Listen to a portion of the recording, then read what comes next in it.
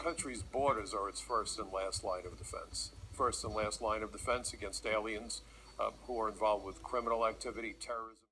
So this is not something that people should think of as being, oh, it's just happening in Texas. It doesn't affect me. And everybody is just being put at risk. Illegal immigration has a disproportionately negative effect on the employment and wage levels of low-skilled Americans. There's not been one extra job for Americans since the year 2000. The 50-year-old single mother who entered the U.S. by swimming across the Rio Grande has government-funded housing, medication, and $700 a month in Social Security.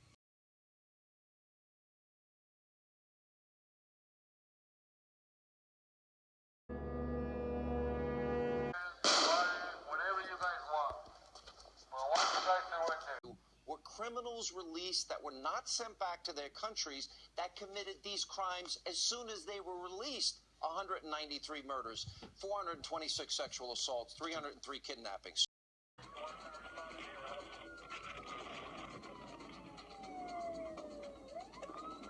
There's complete lawlessness going on out here on all this private property.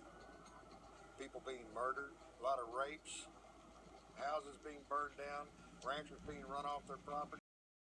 We're seeing more assaults on our agents. We're seeing a lot more gunfire coming from the Mexican side. Do something. Well, we should have cut this off before. The guy had weapons charges before. He had robbery charges before. These guys were criminals. They weren't just immigration criminals. These guys were criminals before this happened. Louise Solomon was 93 years old. On July 20th, her daughter helped her into bed. By mid-morning on the 21st, she had been brutally beaten and raped by a 19-year-old illegal immigrant itinerant roofer. It could be negligent homicide, vehicular homicide, could be manslaughter, second-degree, first-degree murder. Then there's an American that goes to their grave. And we don't see that somehow as the price for not enforcing the law, but it is. Until her life was cut short a week ago. That's when Kate was shot and killed while in her father's arms. By this man, Francisco Sanchez, an illegal immigrant who had been deported 5 times from this country and had racked up a string of felonies while in the U.S.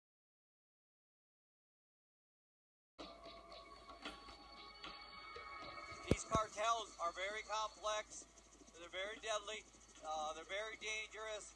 We know that. They live on the border, they have a product, and they'll do anything they can to get that product through.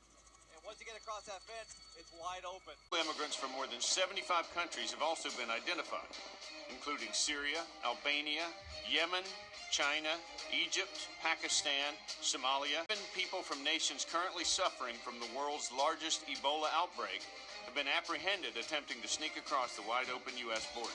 Either we come to the conclusion that America's national security is the priority, or we will face dire consequences.